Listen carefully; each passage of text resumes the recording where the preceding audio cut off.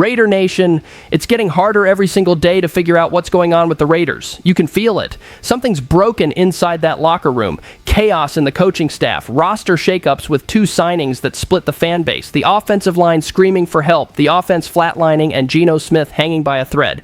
And to top it all off, a heated off-field drama. All of that in one episode, and trust me, you're going to want to hear the ending.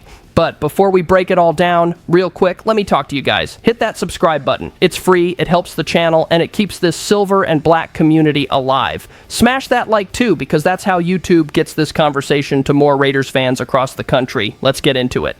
You ever feel like this team's just running in circles? That's exactly where the Raiders are right now. 2-7 after all that offseason hype and movement. Honestly, the biggest issue is easy to spot. But nobody in that building wants to admit it. They made a bunch of moves, all the wrong ones. Pete Carroll came in preaching experience, winning culture, new energy.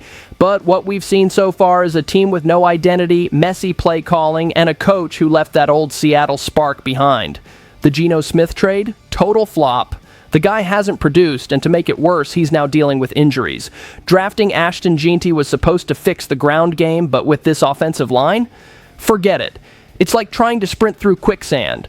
When the offense gets a rhythm, the protection collapses. When the defense steps up, the offense gives it right back. It's maddening. CBS Sports' John Breach gave the Raiders a C grade for their Week 10 loss to the Broncos, calling it the perfect summary of their season. Mistake after mistake after mistake. And he's not wrong. This roster's got flashes of talent, but zero chemistry. They shine for a moment, then implode. No consistency, no direction. Carroll was brought in to fix the confusion, and somehow made it worse. Every player's on a different beat, and that kills momentum. Worst part? No bye week in sight. They'll have to take this one on the chin and face the Dallas Cowboys next. How does a team with this much investment look this lost? Raider Nation doesn't deserve that. We demand effort because we care. The least this team could show is some pride in the silver and black. What do you think? Bad coaching or bad roster building? Let's hear it in the comments. The changes keep coming, and honestly, it feels like the Raiders are swapping pieces in the dark. Heading into Week 11 against the Cowboys, they're searching for answers. But every move feels like patching holes on a sinking ship. Worse yet, it's a home game that might sound like an away crowd. To be straight with you, I can't see the plan here. Monday Night Football, bright Vegas lights, prime time, and the offense still can't get out of its own way. The mission is simple. Snap the losing streak, get win number 3. But right now, that sounds like wishful thinking. The first big hit came with Jackson Powers-Johnson's injury, the best lineman on the roster. Without him, the offense loses balance, protection crumbles, and the run game disappears. Carroll called it an adjustment, but let's be real, adjustments without personnel turn into improvisation, and improvisation in big games usually backfires. Then came the roster moves. The Raiders placed Powers-Johnson on injured reserve and promoted linebacker Jamin Davis to the active roster. Solid resume, 284 tackles, 8 sacks, 22 tackles for loss, an interception, and 2 forced fumbles in his career. Tough, physical player who's bounced around Washington and Minnesota. Still, not exactly the type of signing that transforms a defense. They also added kicker Greg Joseph to the practice squad, a well-traveled vet who's been with the Dolphins, Browns, Titans, Vikings, Giants, Commanders, and Jets. 82% on field goals, 91% on extra points. Respectable numbers, but let's be honest, it feels more like a desperation move than a strategic one. The Raiders aren't rebuilding, they're patching, and you can't patch your way to the playoffs. What's worse? These moves come with zero explanation. No pressers outlining a vision, no long-term plan. Just silence. And for a fan base that bleeds silver and black, that silence screams louder than any loss. This Cowboys matchup will tell us everything. If this team doesn't show some heart, this season turns into a long, ugly desert road trip. Talk to me. Are these moves building hope or just smoke and mirrors? If there's one unit that needs to step up, it's the offensive line. Without it, nothing works. And right now, it's a mess. The line struggled even when everyone was healthy, and now with half the starters out, it's officially a disaster. This is where you find out who's built for the grind and who's just cashing checks. Honestly, how can you expect an offense to succeed when it's constantly running backward? Colton Miller went down early, and it's been a domino effect since. Jackson Powers-Johnson hurt, Dylan Parham out, it's backups versus elite pass rushers. 5 sacks allowed in the first half against the Broncos. That says it all.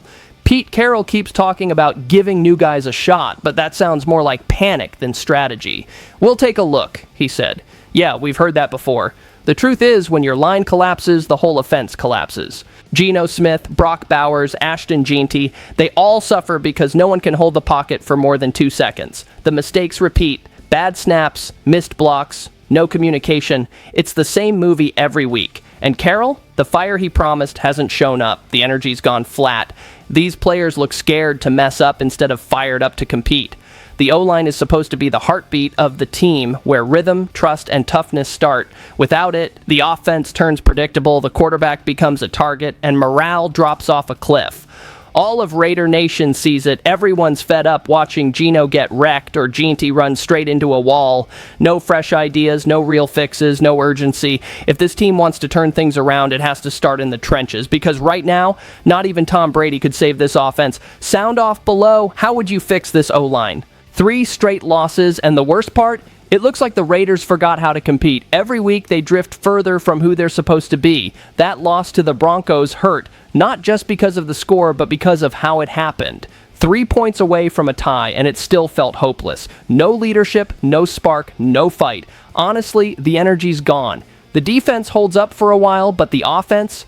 Total roller coaster with no breaks. And right now, the main issue is clear. Geno Smith just isn't cutting it. Jacob Infante from Pro Football Network dropped his latest quarterback rankings and put Geno at 24th. Honestly, generous. 143 passing yards, no touchdowns, 1 interception, 60.3 rating. Brutal. Yeah, 1 pick wasn't entirely his fault. Jeanty dropped a catchable ball, but it's deeper than stats. There's no leadership, no juice. When your quarterback doesn't inspire, the whole team feels it. Raider Nation's patience is gone. The fans see the pattern: slow starts, late reactions, same frustration. Carroll's coaching scared, calling it safe, and it's killing drives. Then came the injury. Carroll said he's evaluating options, which is coach speak for "we have no idea." And honestly, if he doesn't give Kenny Pickett a shot now, when will he? This team needs a jolt, a spark, a heartbeat, something. Geno's had plenty of chances, and the results just aren't there. The sad part? The rest of the roster's losing faith too. That fresh energy Carroll promised feels like stale air now. Football's ruthless. The field doesn't wait for hesitation. And right now, the Raiders are stuck in a loop that only breaks when someone steps up and makes a bold move. Let me know. Has Geno's time run out, or would you give him one more shot? Now we get to the guy who still carries the pride of this franchise, Max Crosby. This dude bleeds silver and black. Pure intensity, controlled fury, total effort. Even in a down year, he's the engine of this defense, but this time it wasn't about what he did on the field. It was what he said off it. Former Broncos corner Aqib Talib took a shot, saying Crosby didn't live up to the hype, that the Raiders' run defense was soft. Yeah, Crosby heard that, and he fired back. On the Rush podcast, he said, "Go look at the tape. Check the numbers. Watch me play." And honestly, hard to argue with him. He's 3rd in the league with 13 tackles for loss and still the emotional leader of this team. 5 sacks, sure, but he shows up every single game, even when the rest of the line disappears. He even mentioned he met Talib back in Texas years ago and respected the guy, which made the comments sting more. "He can have an opinion," Crosby said, "but he doesn't know what the hell he's talking about." Classic Raider attitude. The real issue is he's out there fighting alone. The D-line's invisible. 18 total sacks this season. Crosby's carrying them on his back. In 2023, with some help, he was a monster. Now it's him versus everyone. Still, ESPN named him the Raiders' non-QB MVP. Ryan McFadden wrote, "Even with a career low pressure rate, Crosby remains the team's best player." Facts: 28 pressures, 13 quarterback hits, 5 sacks, and endless effort.